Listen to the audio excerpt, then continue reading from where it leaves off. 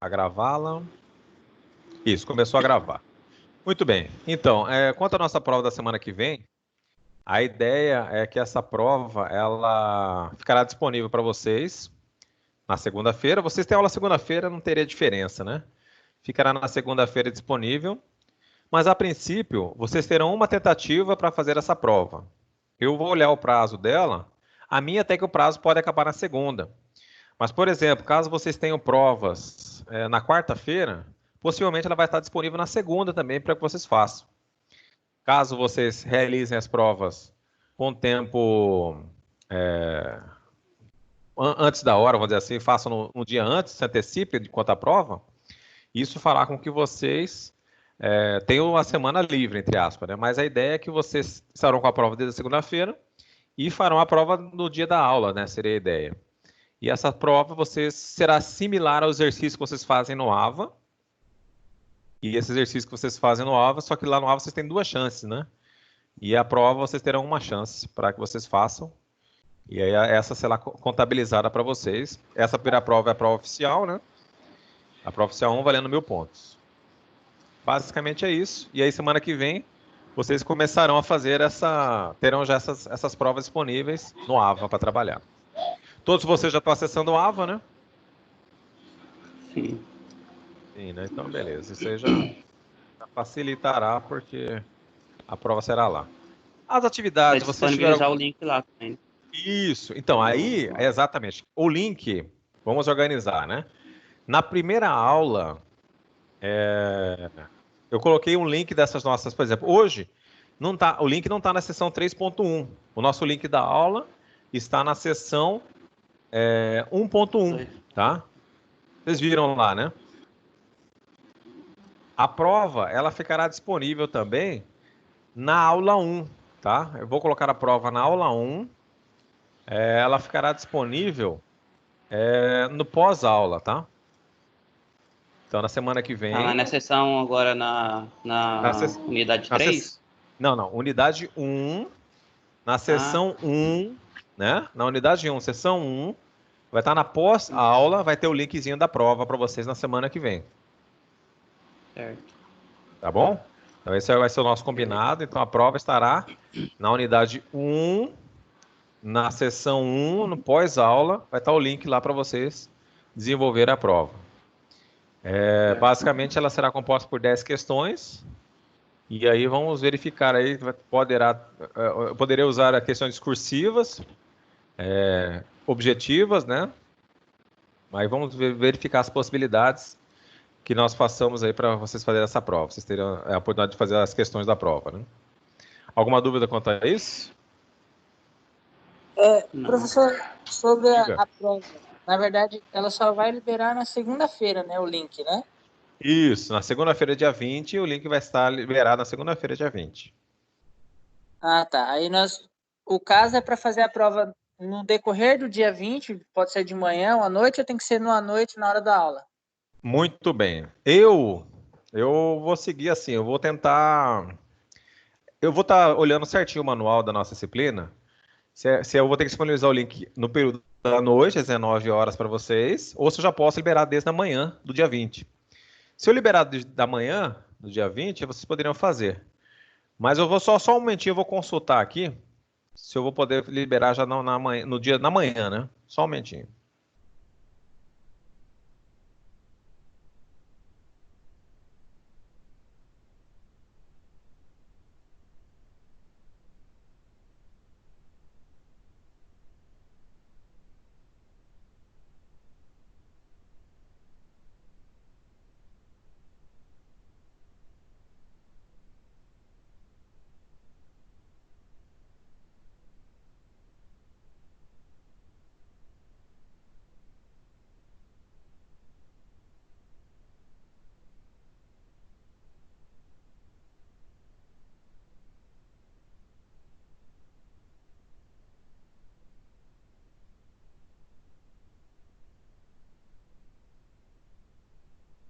Então, fiz uma consulta aqui. A partir do dia 20, às 10 horas da manhã, já vai estar disponível para vocês. Aí ficará a critério, caso vocês queiram fazer o período da tarde, tiverem tempo, né? mas se tiverem tempo à noite, também poderão fazer à noite. A única questão é que vocês terão apenas uma tentativa, né? Para o exercício, a atividade, terão uma tentativa para definir. Diga. Alguma dúvida? Não, né? Não, de boa. Ô, Então professor, tá, jóia. Oi, diga. aquela atividade lá que era para gravar Certo. e mandar, então, eu fiz uma boa parte dela, só que tem umas partes do vídeo que tá desfocado lá, não deu para ver o que o senhor digitou, eu não consegui terminar ela, não. Ah, muito bem. Então, o que nós podemos fazer hoje? Você pode compartilhar a sua tela para mim, só para ver onde é que está a falha, para a gente tentar resolver. Vamos só fazer uma revisão antes agora aqui. Aí depois da revisão você compartilha a sua tela para a gente ver onde é que está o gargalo. Pra gente... Ou eu faço aqui também para vocês e vocês tentem acompanhar. Pode ser? É porque o vídeo lá, ele, tipo, alguma parte que o senhor digitou, o segundo código lá, o senhor digitou algumas partes lá, mudou o código, alguma coisinha lá, e não falou, só mudou lá, falou que tinha que mudar, mas aí tá desfocado, não dá pra saber. Desfocou ali na hora, né? Aham. Então tá, jóia. Era sobre a... Já tínhamos registrado a JFlex, né? Era o que, mais ou menos? Já. Era na hora de digitar a classe do token? Não, na parte do segundo código lá, que aí a gente ia ter que pegar onde ele ia salvar, né, a parte do computador da gente, colocar as duas barras lá, e lá em cima, o senhor mudou alguma coisa. Eu até vou abrir ele aqui, que eu tô aberto aqui. É na parte de gerar o Lexor. Ah, certo. Aí era o import, alguma coisa lá, e não deu para entender o que era o restante para digitar, entendeu? Ah, entendi. Beleza. Então tá, jóia. Vamos ver aqui se tem alguém ainda querendo entrar. Só estão 3 pessoas mesmo. Eu vou só entrar aqui já no... Muito bem. Então, nossa prova vai estar específica, né? Referente... Só ver aqui que estão perguntando...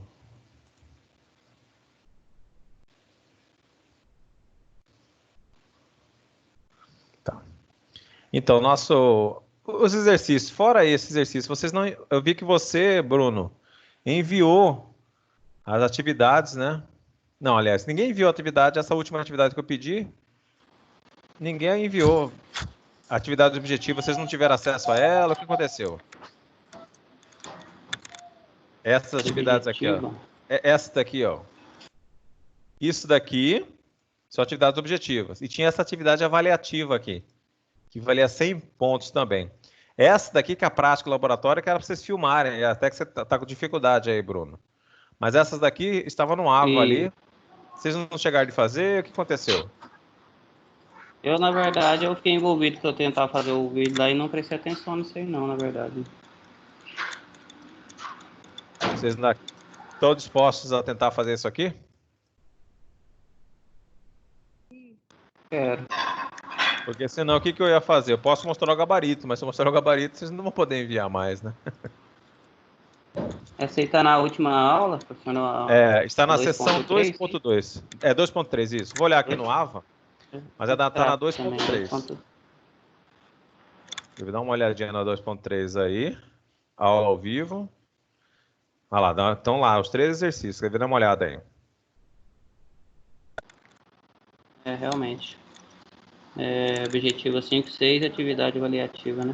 Exatamente. Aí eu queria ver se vocês pudessem dar uma concentrada e enviar isso aí para mim hoje, para que nós possamos contabilizá-los aqui como nota. Eu vou fazer o seguinte. Quem não estiver abrindo o AVA, tem pessoas que não estão conseguindo abrir o AVA? Só você, Weslane? O meu tá abrindo. O seu tá abrindo normal, né?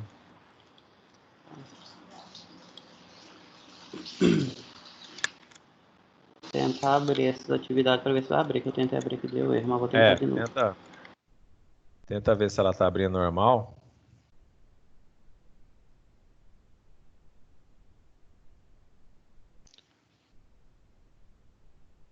Acabei de mandar aqui no seu... Vou mandar para você, Weslane, aí você dá uma olhada aí se você consegue fazer elas aí para a gente também. Porque essas notas, na verdade, dessas atividades, eu tinha que ter entregue elas. Tem mais um aqui, Joemil chegou também. Tinha que entregá-las, digitar as notas delas antes da prova oficial de vocês. Então, eu peço que vocês aí acessem o AVA, quem não acessou ainda, né? Acesse o AVA na seção 2.3. Lá tem as atividades, essas 3 atividades aqui, né? A atividade objetiva 5, a atividade objetiva 6 e a atividade avaliativa. Todas elas, cada uma vale 100 pontos. E instalar o JFlex, fazendo um pequeno vídeo dessa instalação do JFlex, mais 100 pontos. Então, seria importante aí que vocês conseguissem dar uma olhada nisso. Tudo bem? Beleza. Bom, qualquer coisa também eu até mando o vídeo que eu fiz, a parte que deu, até no... Isso, já ajuda também. Uma boa parte fechar. Gravar.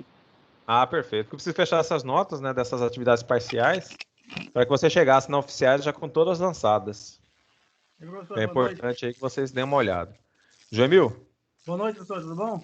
Boa noite, tudo jóia? Você conseguiu ter... Professor, tô mais perdido do que segue o tiroteio aqui. Imagina, Joemil. Essa é a sua primeira aula. E aí, eu tentei enviar umas atividades para você lá, mas e aí, de repente, não, faltou algumas. Faltou. Tem mais atividade lá na outras unidades? Isso, então, o que eu estou falando com eles aqui? Você está vendo a tela do Excel, não está vendo a tela do Excel aqui? Vendo. Perfeito. Do Excel aqui, nós temos até o dia 11, que já passou, mas eu vou abrir uma brecha até hoje, para vocês enviarem. Tem as atividades objetivas 5, 6. São questões de múltipla escolha que você tem que ler. Essa objetiva 5 equivale à seção 2.2. E essa aqui equivale à seção 2.3. E essa atividade avaliativa aqui é um misto de atividades da unidade 1 e da unidade 2. Porque na sequência aqui, nós essas atividades aqui, nós trabalhamos com as 2 unidades de ensino de compiladores, unidade 1 e 2. Então, isso aqui, você acessando lá o AVA na seção 2.3. Você está com acesso ao AVA, Joemil? Eu estou sim, 2.3? Isso, acessa o 2.3 aí. Você vai ver 3 links aí das atividades. Que é a atividade objetiva 5, a atividade objetiva 6 e a atividade avaliativa. Deve estar escrito isso aí para você no AVA. Aí você fará o seguinte. Vai enviar no seu e-mail. Exatamente. Aí, se você olhar lá no AVA, está escrito lá o e-mail que você vai enviar, né? E no assunto, você vai escrever AF3 compiladores. Beleza. Alguém falou alguma coisa aí? Eu falei. Eu estou com o AVA aberto e a única coisa que abriu aqui foi a atividade avaliativa. A objetiva 5, 6 não está carregando. Pelo menos no meu, está dando erro. Ah, tá dando erro? Só um momentinho, então. Vamos resolver. A única que baixou aqui foi a avaliativa, só os outros não. Deu erro meu aqui, cliquei em cima dela. A avaliativa foi, né? Só a avaliativa, as outras não. Só aumenta. Vamos substituir essas atividades. O meu tá igual a do Bruno também. 6 e 5 também não abre, só a avaliativa. Ok, só um momentinho, já vamos resolver isso. Joemil, você ficou sabendo da aula ao vivo essa semana? Mas a minha internet estava com um problema aqui e eu não consegui acessar outras vezes. Consegui resolver e agora estou conseguindo. A prova, professor, como é que vai funcionar? Muito bem. A prova será realizada na semana que vem. No dia da nossa aula, vai estar disponível um link na aula 1, aí, na unidade 1, aula 1, vai ter um link no pós-aula, referente à prova oficial 1. Essa prova, eu vou estar conversando lá, mas aí você vai ter o dia para fazer a prova. Eu vou postar lá pela manhã, até 10 horas da manhã ela vai estar postada, e aí vocês poderão fazer durante o dia todo. Evidente, quem trabalha durante o dia pode se concentrar à noite para fazer, né? E aí vocês terminando a prova, vai ser online, e vocês vão me enviá-la depois do término dela. Entendi. Tá? Então a prova será no mesmo ambiente que nós estamos trabalhando no AVA, né? A mesmo ambiente que vocês fazem aquelas questões das atividades, né? De vocês, do AVA, similar, mesmo ambiente. só que vocês terão apenas uma vez para enviar as atividades. Geralmente, as atividades que vocês realizam no AVA, vocês têm 2 chances, né? A prova, vocês terão uma chance para fazer. Poderia pelo menos umas 5, né? Oi? Pelo menos umas 5. Não, vai ser prova simples. Isso é uma prova simples. Tentem aí, apertem F5, quem tiver na seção 2.3, apertem F5 aí, para carregar novamente a página e tentem clicar no exercício e ver se eles aparecerão.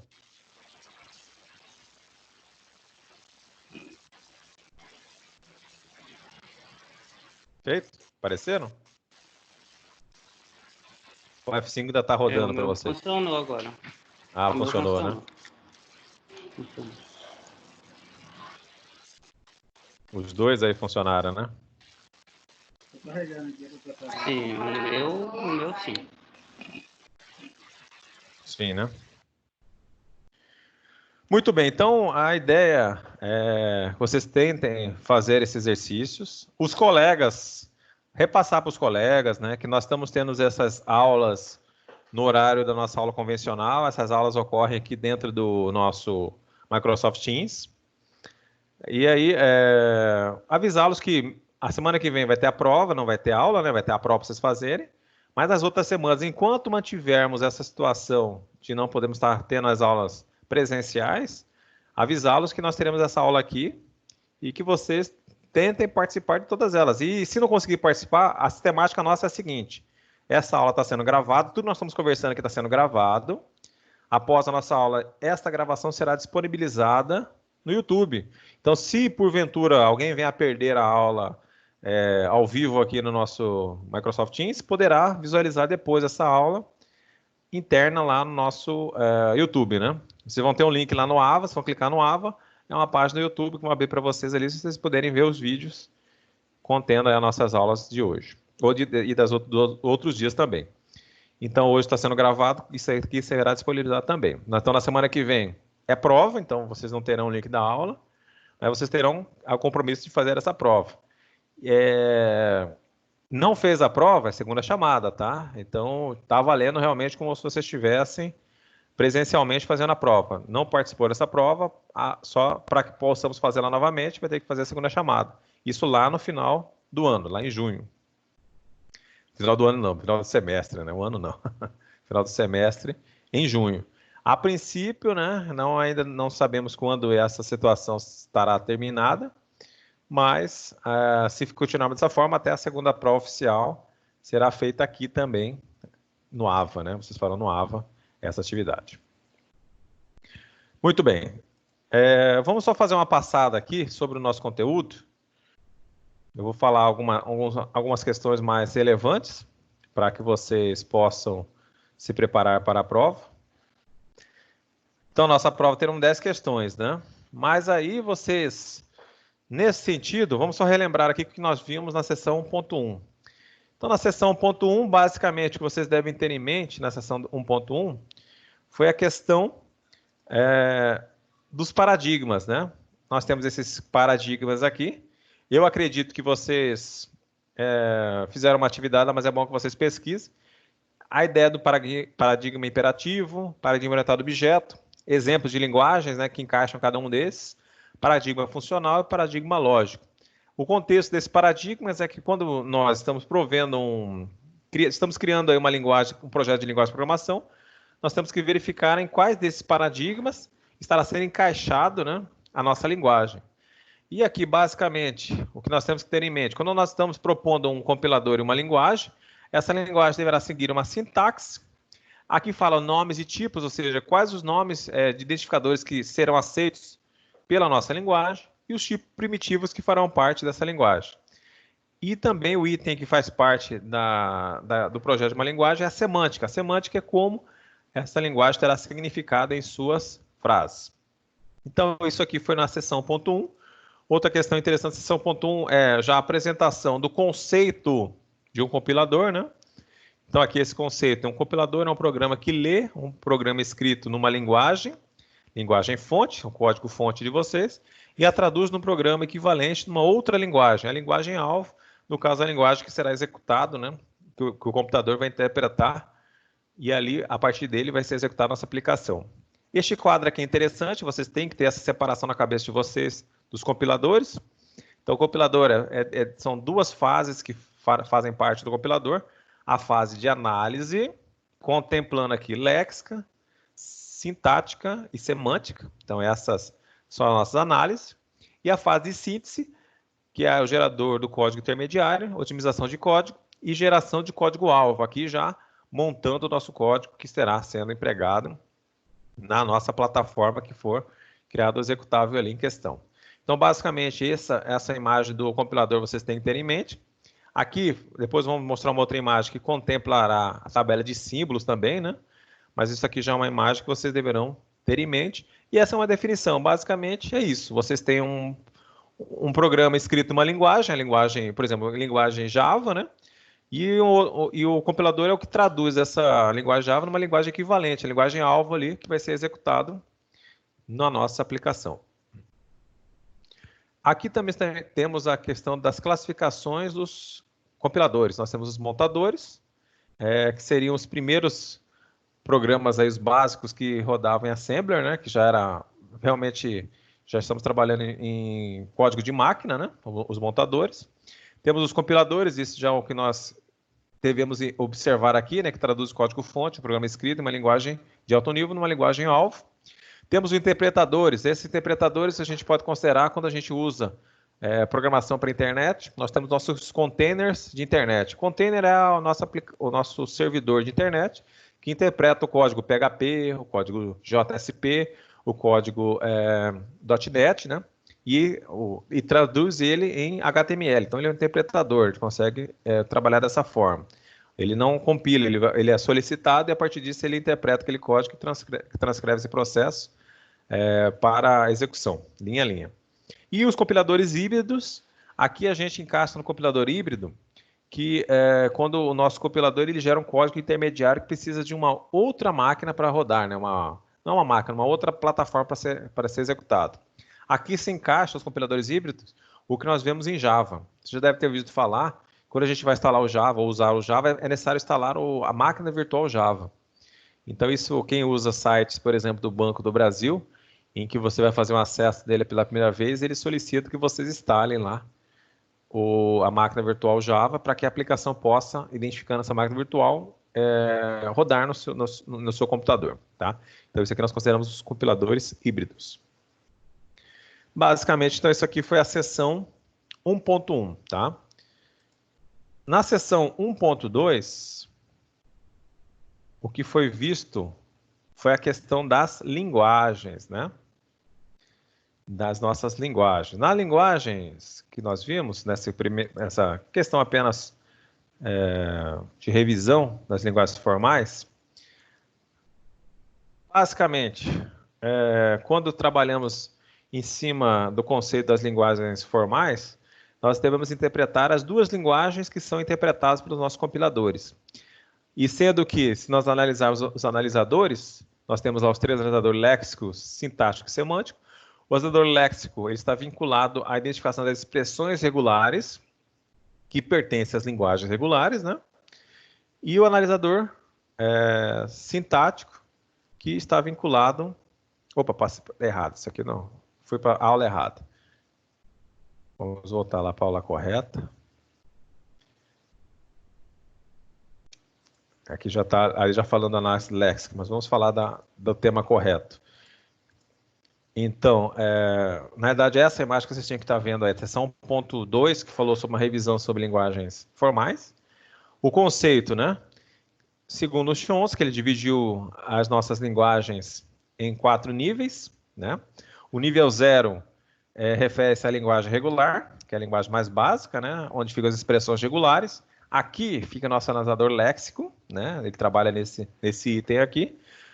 Interno a esse conjunto das linguagens regulares, aliás, externo a ele, nós temos as linguagens livres de contexto, que elas estarão ali abraçando as linguagens regulares. Então, a linguagem livre de contexto, elas seriam o nosso analisador sintático, que estaria trabalhando aí. E temos a linguagem sensível ao contexto e a linguagem recursivamente enumerável ou restrita, que é a linguagem que tem maior Abrangência. Aqui está com um errinho, né? Aqui não era nível aqui 0, não. Aqui é 3 mesmo, porque a linguagem regular é nível 3. Então, nesses níveis aí, essa que é uma analogia que os livros de linguagens formais sempre consideram, que uma linguagem é contida em outra, né? Então, se eu mencionar que uma expressão regular, ela está contida dentro das linguagens recursivamente numeráveis, que está contida também dentro das linguagens sensíveis ao contexto, contida também em linguagens livres de contexto, e ela é uma expressão que pertence à linguagem regular. Então, uma encadeada à outra internamente. Agora, não podemos considerar que uma linguagem livre de contexto, ela contempla, né, está interna também a linguagens regulares. É essa separação que vocês devem ter em mente da linguagem mais simples, linguagem regular, para a linguagem mais sofisticada nessa hierarquia, ou seja, quando a gente faz uma analogia, essa linguagem recursivamente numerável, é a nossa linguagem, o português que nós estamos comentando aqui, é ele, que nós consideramos uma linguagem recursivamente numerável. Muito bem. Então, essa é a hierarquia de Chomsky, né, que foi definida. Basicamente, as linguagens regulares, quando a gente estuda, e aqui o conceito da linguagem livre de contexto, ela é definida por uma gramática. Nessa gramática, nós temos as informações dessa gramática via essa quádrupla aqui, né, com essas informações dessas letras aqui, dessas separações dessa gramática, nas quais nós definimos o V, que pertence à gramática, como os conjuntos de símbolos não terminais. Então, aqui são as variáveis que estarão sendo alteradas nesse conjunto da formação de cadeias dessa gramática. Nós temos aqui o T, que faz parte da gramática, que é o alfabeto da linguagem que vai ser utilizado, que são os símbolos terminais, ou seja, derivou para esses alfabetos, ele já estará terminada a geração das cadeias. Nós temos o P aqui, o conjunto das produções. Aqui tem uma definição que A derivando para alfa, né?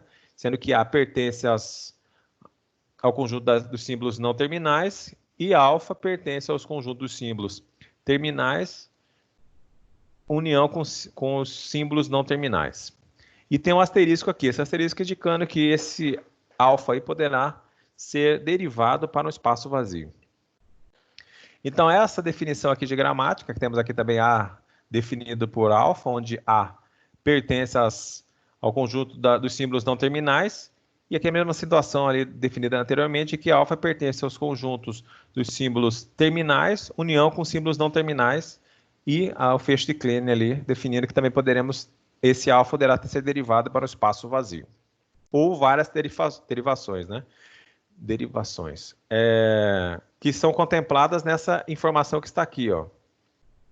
Quando a gente fala de derivações, é a possibilidade de concatenações dos símbolos terminais desse alfabeto, né, símbolos terminais, que a concatenação entre eles eu já estarei gerando sempre cadeias diferentes, tá?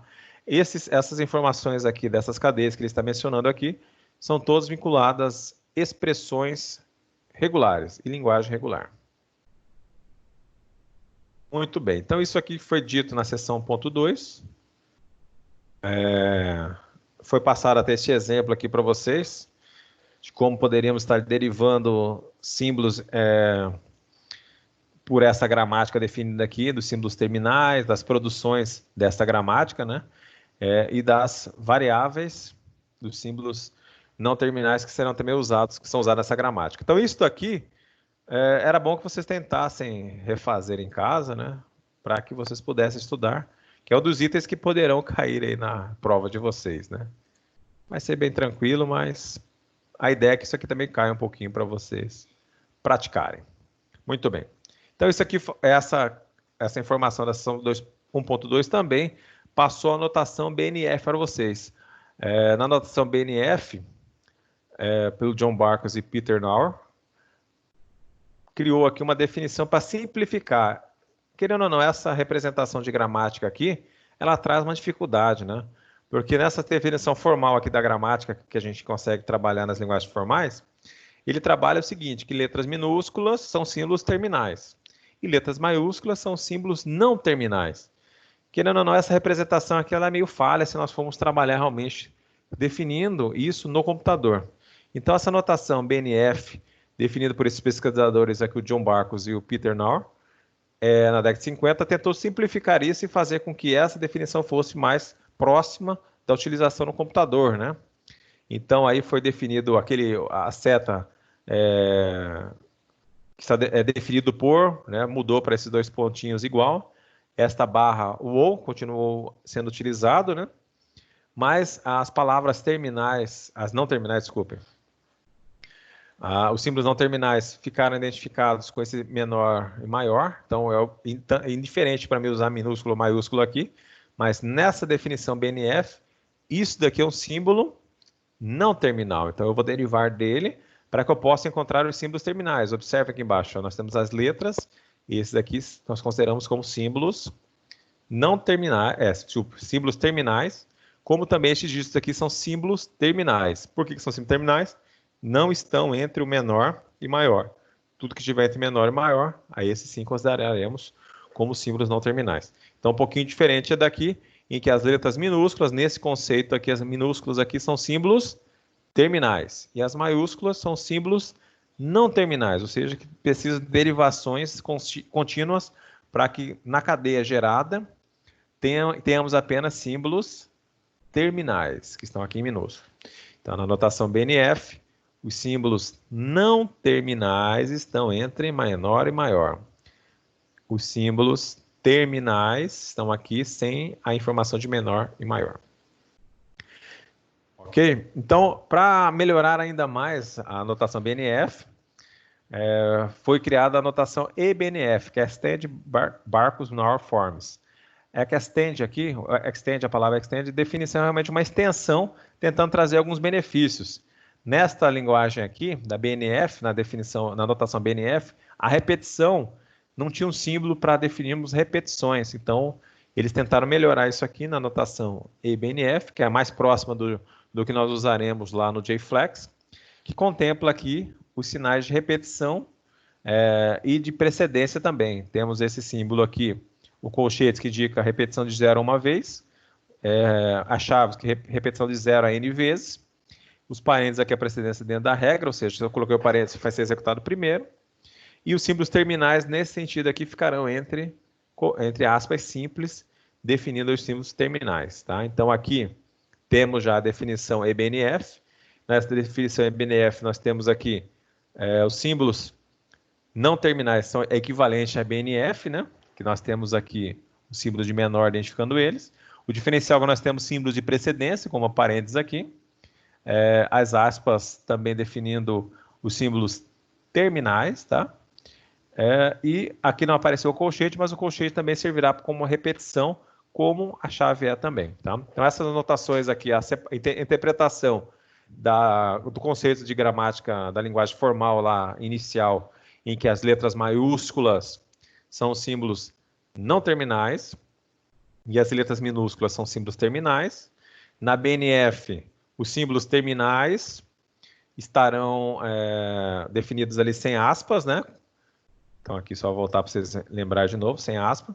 Os símbolos não terminais estarão sendo exibidos entre menor e maior. Do BNF não tem a notação de repetição, né? Quando eu quero que cadeia de caracteres haja repetição entre elas. Não temos essa opção aqui. E isso aí foi melhorado na eBNF, inserindo os símbolos de repetições, e aqui os símbolos terminais ficarão entre aspas simples. Possivelmente isso cairá na prova para vocês poderem, pelo menos, marcarem cada uma dessas gramáticas. Consigo aí definir, né, colocando uma classificação entre elas, da eBNF, BNF e da definição formal de gramática, segundo as linguagens formais. Então, isso aqui estava na seção 1.2. Alguma dúvida? Estão conseguindo prestar atenção? Já dormiram? Estão firmes aí? Estamos firmes aqui, professor. Oi? Estamos firmes. Estamos de boa. Então tá bom. Não dá para ver aí. Tem aula que o pessoal pede para compartilhar a câmera para ver se está assistindo a aula ou está dormindo, né? Mas eu, de vez em quando eu paro e pergunto para vocês, como já responderam rápido, eu sei que estão acordados. Opa, compartilhei errado de novo, não é esta.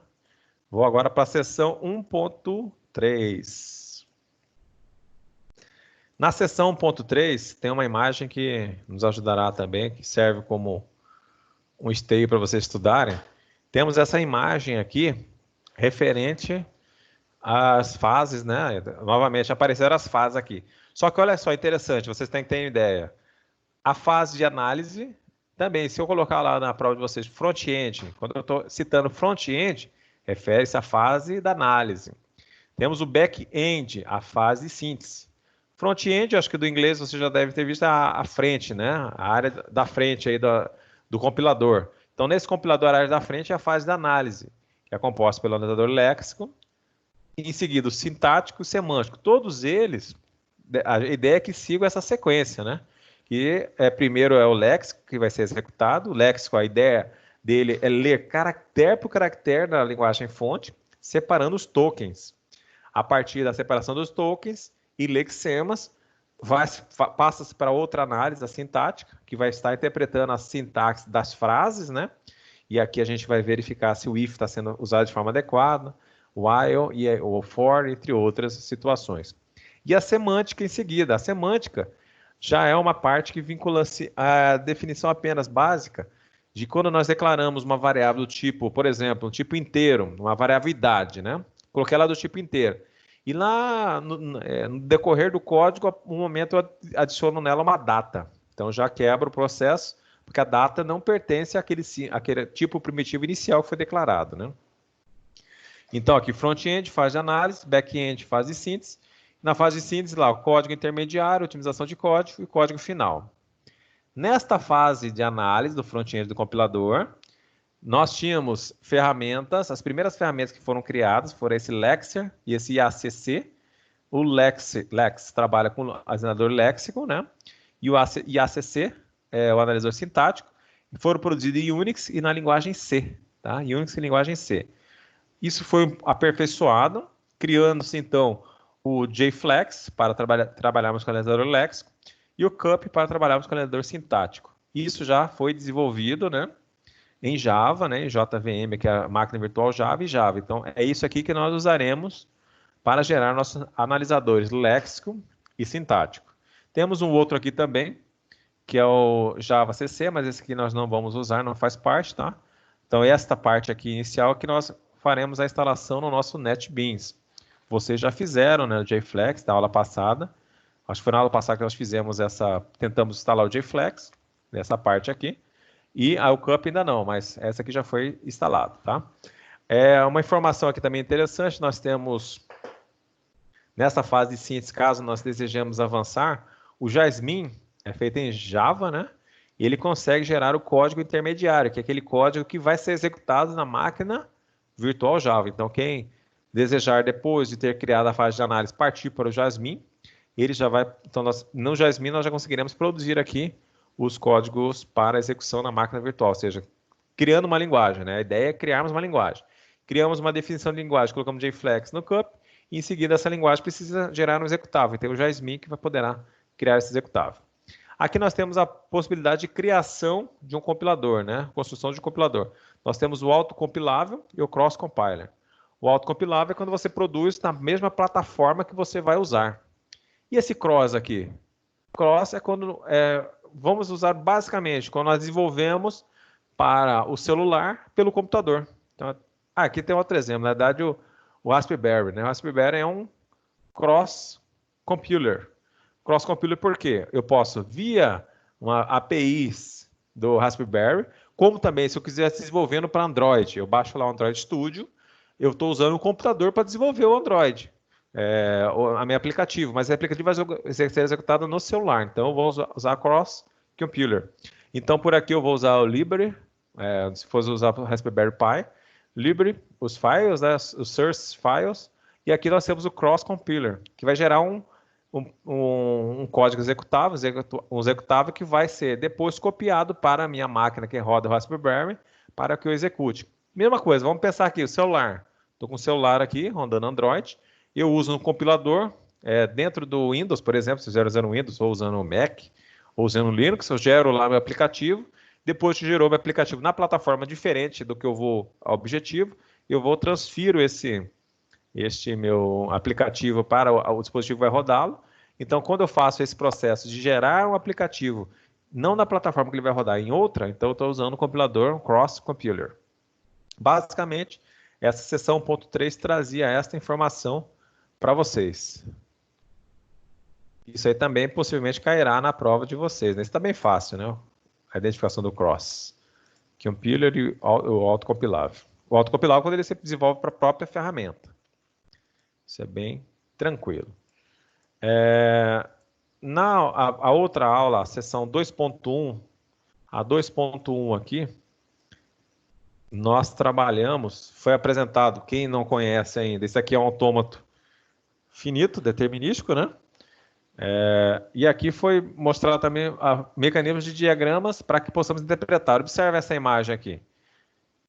Essa imagem aqui, esse identificador poderá cair na prova para vocês uma imagem dessa, para que vocês descrevam qual é a notação BNF que equivale a essa imagem. Então, se nós observarmos aqui a notação que ela refere-se a isso aqui, ó. Nós temos a identificação de um identificador, por exemplo. Nós temos uma letra. Esta letra, observe que ela tem precedência aqui. Essa letra poderá ser usada única para definir um identificador, ou eu posso colocar outra letra e outro dígito. Então, isso aqui, esta sintaxe está definida aqui, prevendo repetição, eu posso definir que a letra ou dígito poderão repetir 0 uma vez, ou, aqui até ficou meio redundante, né? Colocamos uma chave aqui, ou pode repetir 0 ou muitas vezes. Mas essa definição dessa notação BNF aqui está sendo identificada por esta imagem. Então, esta imagem pode cair lá na prova para vocês escreverem isso aqui. Se esta reta aqui não tivesse essas possíveis derivações, a possibilidade de ter letra e dígito não ocorreriam, apareceria apenas uma letra. Mas observe que ela pode ser realimentada várias vezes, a informação de letras ou dígitos, no caso aqui de números, né? Para que possamos criar esse identificador. O que é esse identificador? É quando eu estou prevendo que a minha linguagem, eu posso colocar nome de classes, nome de método, nome de variáveis. Com essas variáveis, essas informações que eu posso definir nome, elas deverão começar com uma letra. Depois dessa letra poderá ter letras e dígitos, que são números, né, repetidos várias vezes. E isso servirá como uma identificação para essas variáveis do meu sistema. Isso descrito, aí existe um programa que podemos testar essas definições das nossas notações BNF, EBNF, né? Temos aqui já a mesma definição lá que nós vimos, só que aqui, essa informação que apareceu aqui, porque nesse aplicativo, se vocês forem testar, ele vai funcionar exatamente vocês colocando esta informação, ele vai gerar esse diagrama para a gente, do identificador. Observe, a palavra identificador apareceu aqui, mas ele aparece na linha do que nós geramos anteriormente. Aqui nós temos também a mesma situação, estamos vendo o autômato. E como é que definimos o autômato? Está aqui definido. O autômato, né? No caso, ele vai ter o estado inicial dele virar uma letra. O estado final dele poderá repetindo letras e números. Então, aqui está o autômato finito determinístico para esta gramática também. Usamos aqui o JFlap. Essa para lembrá-los, né? O estado inicial, o estado final. Basicamente, estados de transições serão apenas ligados por seta. O inicial, existe uma seta que vem de local nenhum, né? Então, essa seta indica que é o primeiro estado, né? E o estado final tem as características de ter dois ciclos, um sobreposto ao outro. Então, esses dois símbolos identificam o estado final. E temos as transições entre estados, que é definido com uma seta e a letra de transição. Tá. Aqui tem a definição do autômato finito determinístico. Com essa definição aqui, nós temos aqui o sigma, identificando a gramática desse autômato, né? O que são a quantidade de estados possíveis. Aqui nós temos o delta definindo como é que serão feitas as derivações. O estado inicial, que é 0 geralmente, e o estado final, esse F, no caso aqui seria esse QF, é o único estado final desse autômato finito determinístico. Muito bem, o importante daqui também é a identificação do que é um token, do que é um lexema, tá? Então, se nós olharmos este código aqui, o analisador léxico está passando pelo nosso código, ele vai ter aqui, ó, o int x igual a 0. Então, essa aqui é a linha de código, né? Nós definimos uma variável x e já atribuímos o valor 0 e um ponto e vírgula.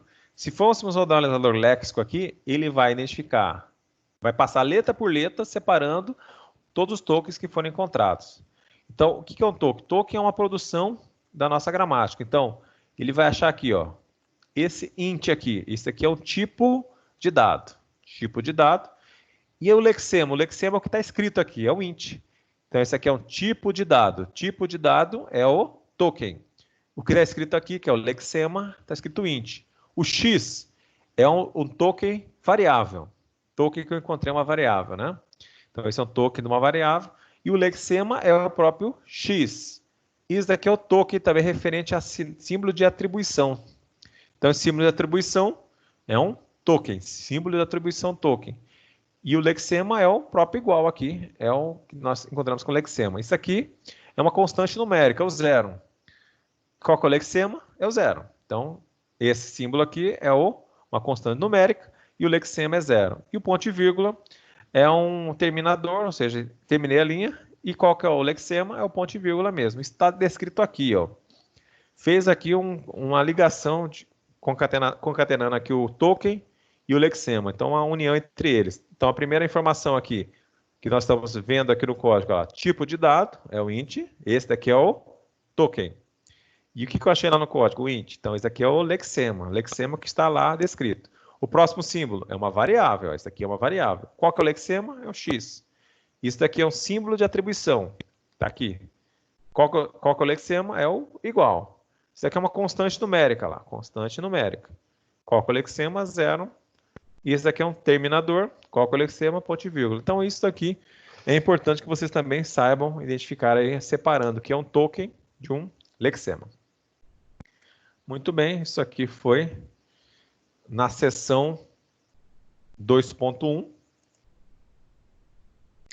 Na seção 2.2, basicamente o importante aí foi a instalação do JFlex.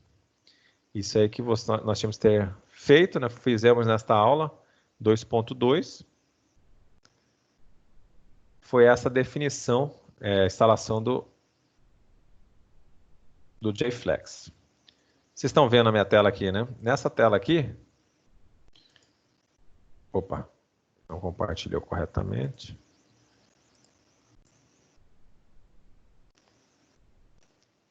Vamos lá de novo tentar compartilhar.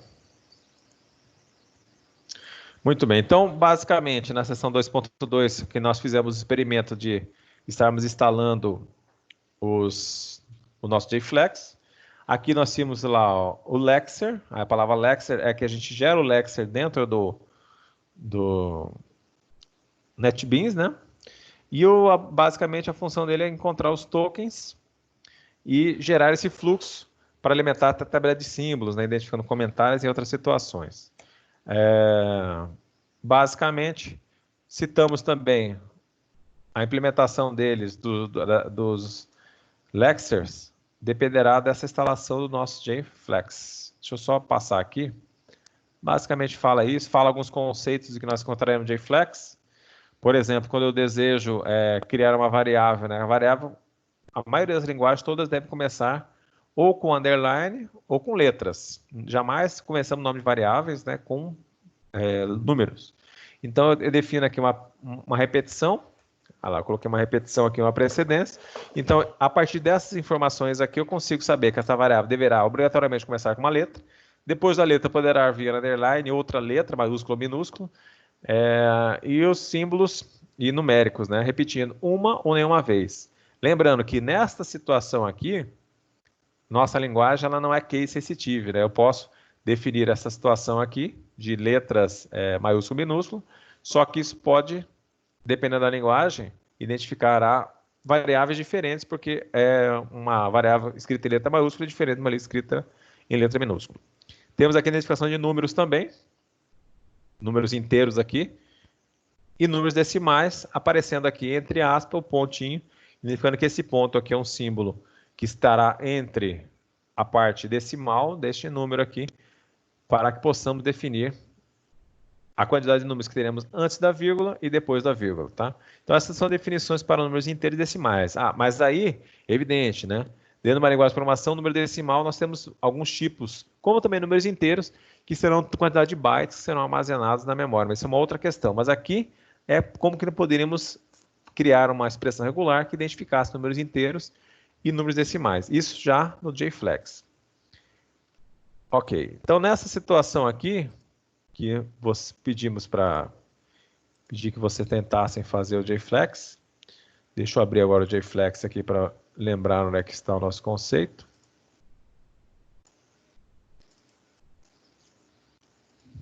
Só um momento, estamos chegando.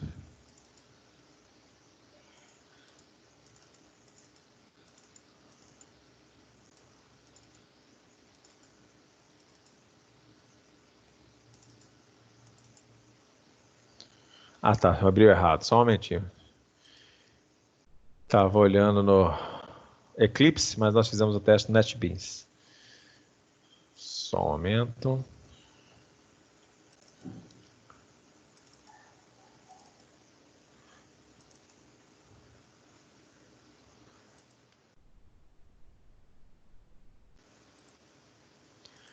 Então aqui eu vou abrir agora nosso... Estão vendo a tela do NetBeans? Sim? Sim. Então, Sim, né? Ainda não. Ainda não? Não. Apareceu agora? Pra mim, não. Vou parar de novo, vou compartilhar de novo, só um momento. Agora aparece. Ah, que tá com um pequeno delay aí, então, né? É. Apareceu de novo? Pra mim tá aparecendo agora. aqui tá ok. Perfeito. Até mencionei para vocês que vocês tinham esse exercício para que vocês pudessem pegar lá do livro de vocês para baixar a pasta contendo esses arquivos, né? Mas basicamente, nós temos aqui um arquivo flex. Neste arquivo flex aqui, que vocês devem estar olhando, ele contempla como que estaremos criando o nosso Lexer. Então, nosso Lexer, a missão dele é interpretar lá o que é nome de variável. Observe aqui, ó, nome de variável, número inteiro, comentários, brancos. Então, aqui já nosso início da nossa definição da nossa linguagem, né? Aqui já fala o mini C. Nós temos aqui as palavras reservadas dessa linguagem, serão apenas if, class, int, while e do. Palavras reservadas são essas. Qualquer uma outra cadeia de caracteres que seja encontrada se encaixará ou em variáveis, começando com letras, né? Ou em números inteiros, ou em números decimais. Então, nosso objetivo era apenas que vocês deixassem pronto isso aqui, né? Este código. Este código aqui vocês vão copiar lá do livro de vocês, do material. O interessante é que vocês apenas criem aqui. Como é que vocês farão aqui? Vocês apenas estarão criando um arquivo. Então, eu criei aqui um projeto, a aula 7, que foi feito na semana passada mesmo, no dia 6/4, né? Então, nós temos aqui, criamos um pacote compilador. Em cima desse pacote compilador, eu adicionei aqui um arquivo vazio. Nesse arquivo vazio, eu escrevi especificação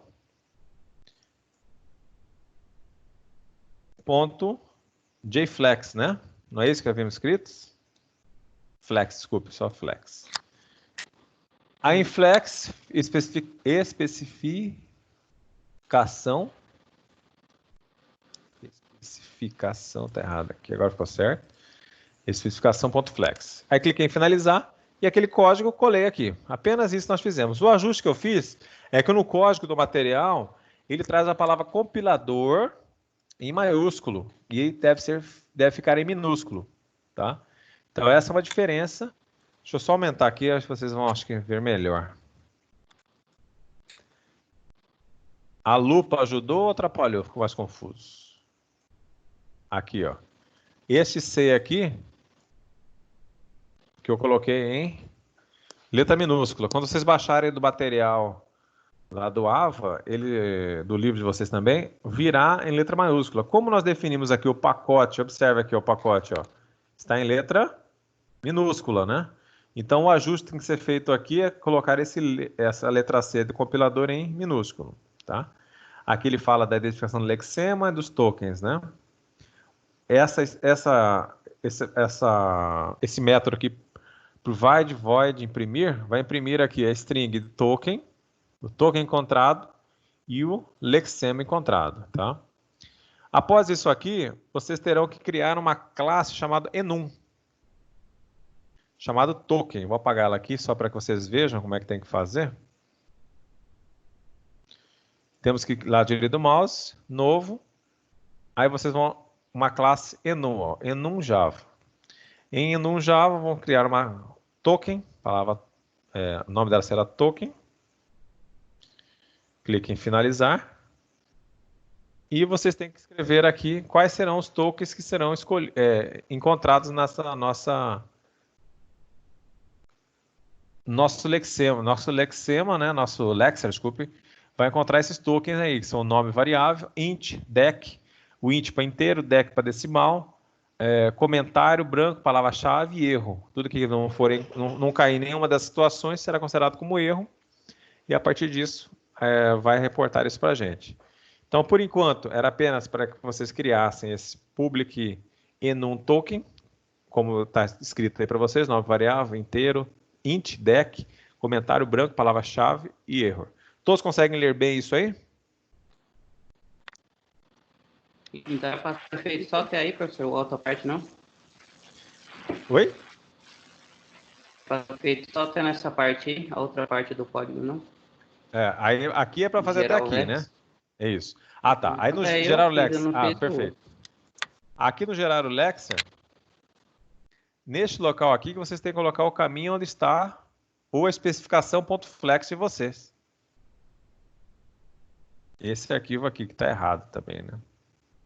Escrevi, não acertei. Especificação, isso. Então, este arquivo aqui, né? Ele está salvo dentro de uma pasta, de vocês também. Vocês têm que olhar, o meu eu salvei dentro do projeto aqui, NetBeans Projects.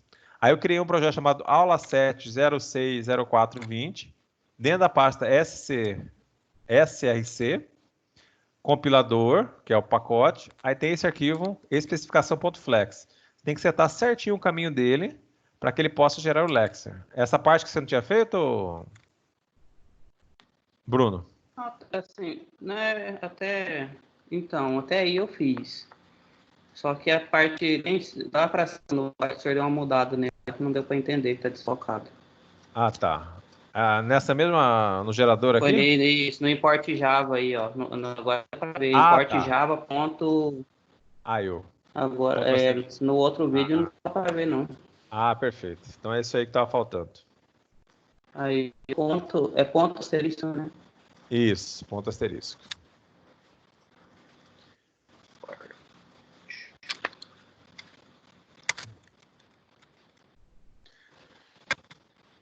Aí montou essa estrutura aqui, é só clicar aqui em gerar lexer, à direita do mouse. Se não tiver nenhum erro, ó, executar arquivo, ele vai gerar um lexer bem aqui para a gente. Ó lá, gerou o lexer. Ah, tá com erro. Vamos ver onde é que está o erro dele aqui.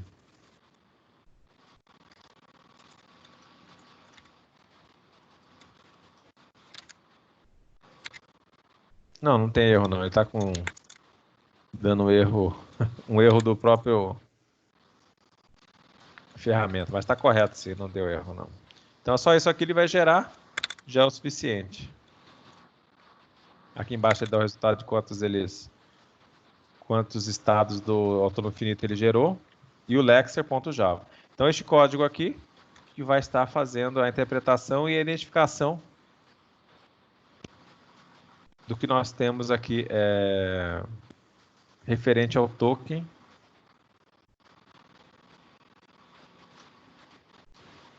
Referente aos tokens encontrados, no caso comentário, decimal, palavra-chave, entre outros. Deixa eu só tirar a lupa, que a lupa está até confundindo mais. Só salvar aqui, token, enum.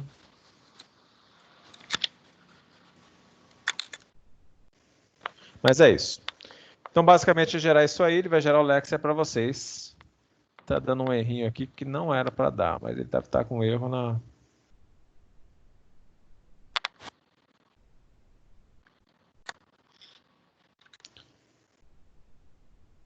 Aqui também está correto. Aqui a única questão é colocar a letra minúscula. Já seria o suficiente.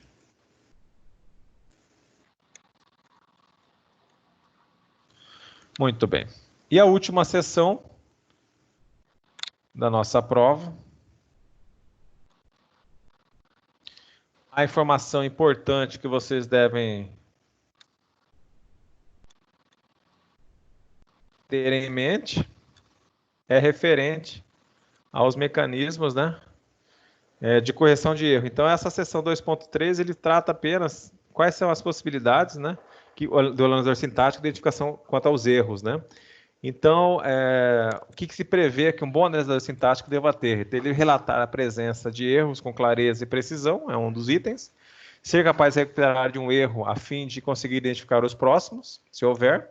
Não ser lento no caso de programas corretos. Então, o objetivo do analisador sintático é que tenha esses critérios aqui de relatar a presença de erros com clareza, ser capaz de se recuperar de erro a fim de conseguir identificar os próximos, se houver, e não ser lento. Esses são os itens primordiais.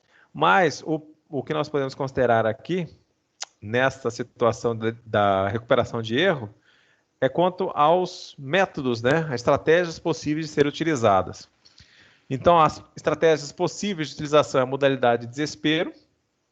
Como eu mencionei na aula passada, né, isso aqui é uma tradução que muitas vezes não identifica realmente o que os americanos queriam dizer, né? Mas que por ser uma tradução, ficou modalidade de desespero, na qual o token ele vai sinalizar, tem os delimitadores de linha, que quando ele passar token a token, ele vai parar e vai demonstrar o erro assim que ele achar um delimitador de linha, indicando que faltou algum caractere na sequência, e ele é apresentado. Então, essa modalidade de desespero é a modalidade mais simples, estratégia mais simples de identificação de erros, mas utilizada em linguagem que existem delimitadores. O que são os delimitadores? Se for numa linguagem como Java, o ponto e vírgula é um delimitador de linha. Então, enquanto ele não achar esse delimitador de linha, ele vai analisando os tokens seguintes, mesmo, e depois de chegar nesse delimitador de linha, que ele vai definir onde é que está o erro, o item de sincronização que vai apresentar o erro do token.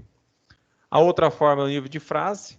No nível de frase, a ideia é que tenhamos a possibilidade de tentar corrigir a falha. Então, o projetista vai tentar observar possíveis erros possíveis relatos de erros na gramática, na formação da linguagem, e nesses erros ele conseguir criar mecanismos que possa ter uma intervenção e sair desse processo na correção do erro.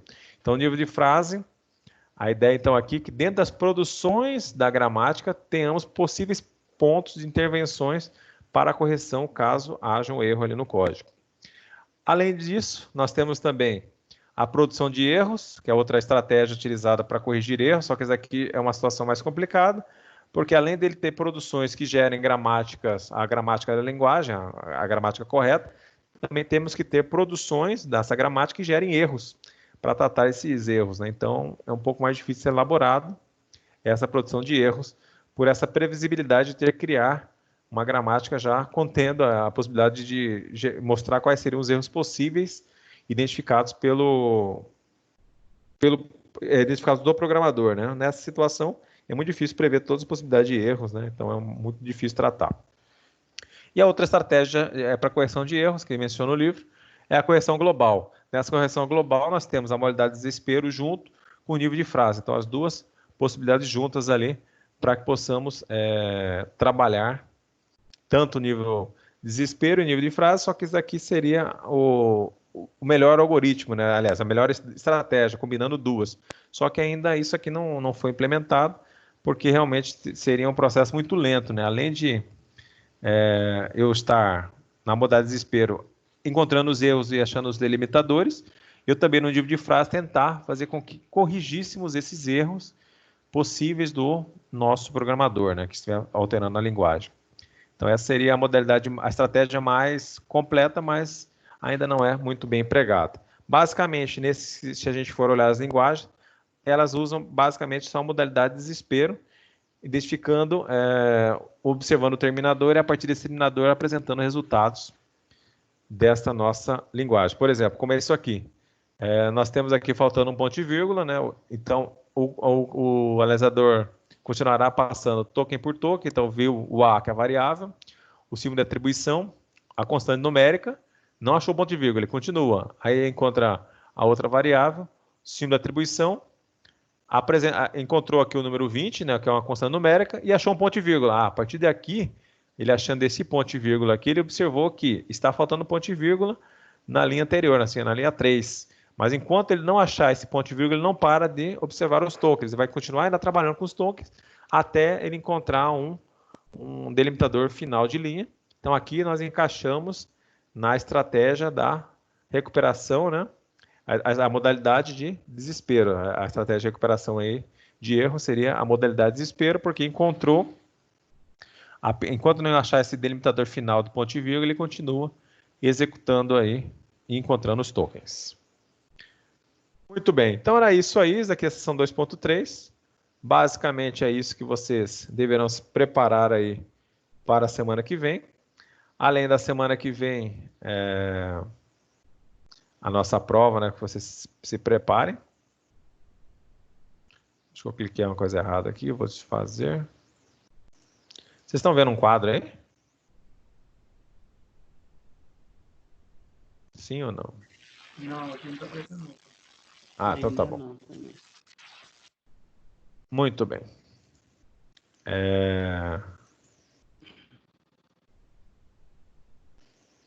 Basicamente, então, é isso aí. Essas primeiras sessões, essas unidades são mais teóricas, né? A partir da próxima unidade, a unidade 3, teremos mais uma prática vinculada ao JFlex. Por isso que é interessante que vocês tentem instalar aí para ver como farão download do JFlex. O importante nesse momento é saber fazer o download do JFlex. Além disso, instalar o NetBeans e fazer essa primeira junção aí do NetBeans com o JFlex, para que possamos, nas próximas unidades, trabalharmos um pouco mais com eles juntos, e depois o CUP também será implementado junto no NetBeans. Então, basicamente, isso é a prova da semana que vem. Serão 10 questões. A partir da segunda-feira, aí, vocês poderão fazê-las contendo apenas a unidade 1 e 2. Tudo bem? Então, é isso aí, acho que por hoje. Aí eu queria ver se alguém tem alguma dúvida. Aí a dúvida eu sei que vocês têm que estudar um pouquinho para talvez ter um pouquinho mais, né? Mas dá tempo ainda de estudar, tem mais uma semana. Tem as atividades também para vocês enviarem hoje para mim, tá? Eu aguardo hoje atividades, que estão na seção 2.3. Vocês já baixaram lá, viu que elas estão ativas, né? Tentem fazer todas essas. Eu vou gravar um pequeno vídeo, então, depois de vocês postarem todas as atividades, contendo o gabarito. Vou deixar o gabarito também num pequeno vídeo para vocês possam ver. E aí vocês farão as correções devidas na atividade de vocês. Tudo bem? Alguma dúvida a mais? Então, essa questão é hoje, até hoje, você vê? Então, você acha que está muito em cima? Muito sim. Foi disponibilizado já desde a semana passada. É que você, como hoje está sendo sobre o contato, né? Você trabalha durante o dia todo? Estamos ralando aí, não tô. Que como eu mencionei no começo da aula, né, eu preciso lançar isso aí antes das provas de vocês. Eu tinha que fechar já até neste final de semana. O que eu posso fazer para vocês aí é que amanhã, até na hora do almoço, aguardá-los, né? Até meio-dia de manhã, porque eu tenho que fechar essas notas para que elas fiquem prontas para a prova oficial de vocês. Aí vocês têm a noite de agora, a partir de agora, para fazer algumas coisas. Tentar pegar a hora do almoço amanhã, às 14 horas a gente encerra, aí eu vou ver quem já mandou e lançar as notas de vocês. Tudo bem? Então amanhã até às 14 horas. Tudo bem, então? Então vamos seguindo, então. Vocês têm mais alguma coisa que queiram falar? Não, tá tudo certo, vamos estudar agora. Então tá, jóia. Então eu aguardo a atividade de vocês até amanhã às 14 horas, para poder lançar. Oi. A maneira melhor de nós ver um vídeo sem você criar canal no YouTube, não, você vai enrolar mais ainda. As questões corretas? Não, o vídeo Do gabarito? do laboratório, o videozinho gravando. Ah, não. Não, o vídeo lá para gravar instalando. Não, só... Não vai precisar. Não, só dá um print na sua tela, só uma imagem. Não precisa gravar, não. Ah, tá. Então, fechou. Dá um print e manda para mim. Beleza, tá fechou. Bom? Fechou? Tranquilo. Então tá jóia. Então vamos encerrar aqui. Então uma boa noite a todos. Aí semana que vem, fiquem atentos aí na aula 1 no pós-aula, né, vocês vão ter lá um link da prova, tá bom? Então, uma boa noite a todos aí. E até semana que vem. Boa noite. Falou, boa noite.